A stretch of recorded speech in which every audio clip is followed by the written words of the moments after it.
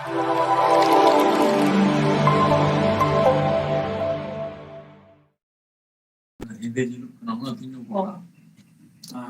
arang ren rasiya ko at anjomiya ko sanam ko inyak johar. Tihinya abuak galoch reyak bisoy kana jamai orak re bahu kuriyak anggibhar. Lahate bo badai lage bahu kuri do okoy ar jamai orak do okare. Kuri gidre jokhon ge bon baplaye kana unge uni do bahu kuri bon metay. Ar jaha gharonj re uni kuri gidre bapla kate orak e bolon kana ona getay uniyak do jamai orak. Jokhon ge uni kuri gidre janam orak janam atu khon ko bideya unre ajren maji jamai aturen maji hotete jamai ne jalkaya un jokhet ko mena bahu kuriyak jil ho jil jang ho jang apele jarak peya. Noa katha reyak matlab do bahu kuri jibon bhor asule reyak ar goj pore jang baha nai re bohel kak reyak jamai orak rin kuak kana. Bahu kuri do jibon bhor jamai orak re tahen lagi jamai orak re ajak nijer orak manaw lagi jamai orak reyak bongso badhaw lagi jamai orak reyak lahanti lagi jamai orak ren hor ko talare tahen lagi mone kate jamai orak re bolonay. Noa hudis ko mone re doho kate sanam bahu kuri ge jamai orak re ko bolona. Ikhai sanam jamai koa orak reyak poribes do bai somana.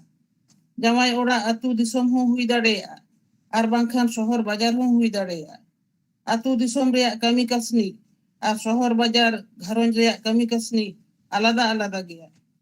Atu disom gharonj reyak kami kasni kodo orak duar safa safi doho isin basang kami chas bas kami bonga buru kami pera daram hat bajar soda sahan sakam da agu ar gidre ko ol padhaw re laha ko lagit kurumutu ge asol kami ko kana. Jamai orak ren hor ko asoa noa kami ko ge bahu che kimin do napay te raske te kami idimay. Sohor bajar gharonj reyak kami do atu disom reyak kami khon do alada geya. Sohor bajar re do orak safa safi doho isin basang gidre ko ol padhaw joton jogaw pera bewhar hanhar honhar seba deba bonga buru seba niye ko kami ge mena'a.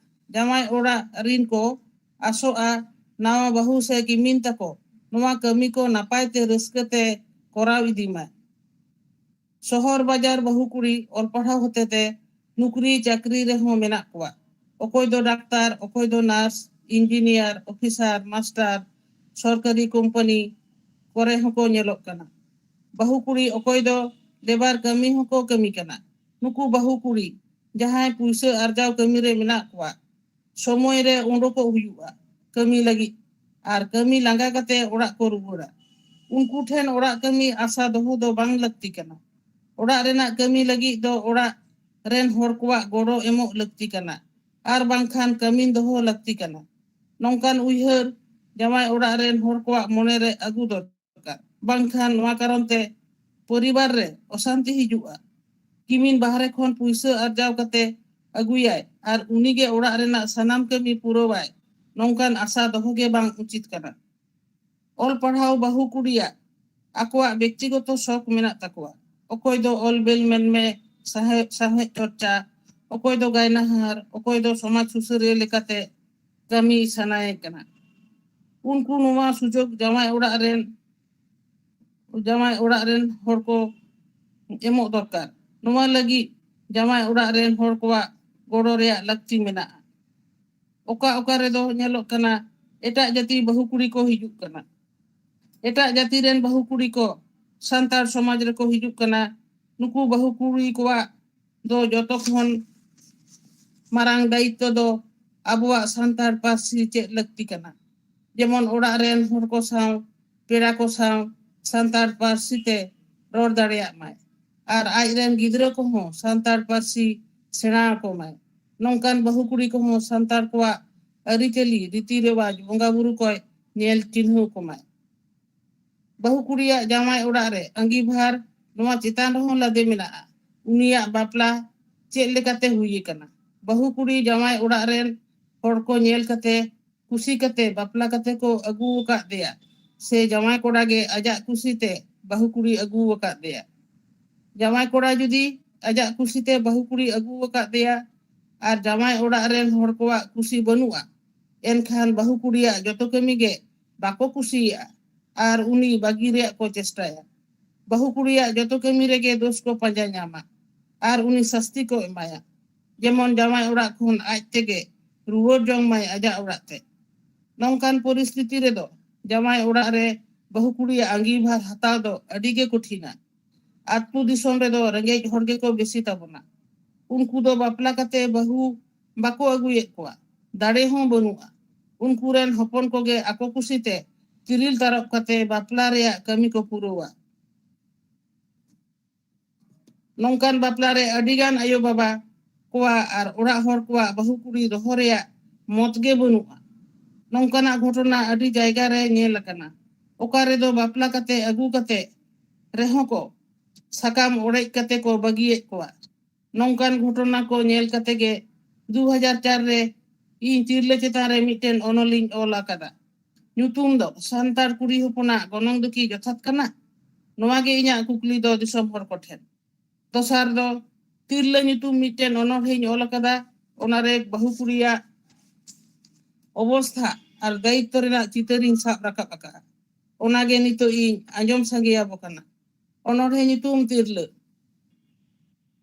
chadwi nyutum alom hataw okoyak katha alom bataw jahan tinak ko sataw me uno am do dulo rakome ora ama sawta ama disom ama ora alom bagi atama bagi me ako am alom bagi ato tahan metapam tuput kate Randi chadwi banji don ko metam alom ariso alom kahinso patub me janum jhanti tingui me ama rajari hisa suyo bagi kate dilo mala dharti tala mundo dohoitam gutu galang mali bahate ontor do sajawtam ona rena sondhar sote andur chabai me tirle menak mea eta hora hirle setak singgir kami me benak me manmi dorodiya धरती तला बना होड़ा गे हकदो समान समान गरम बागे ओड़ा रे मेनाय दिसय एमोक कान हरा बुरुइता मामा जाति आमा सानताड़ी पारसी राघु मुर्मुई बेनाव हटो का मे आखर ऑल चिकी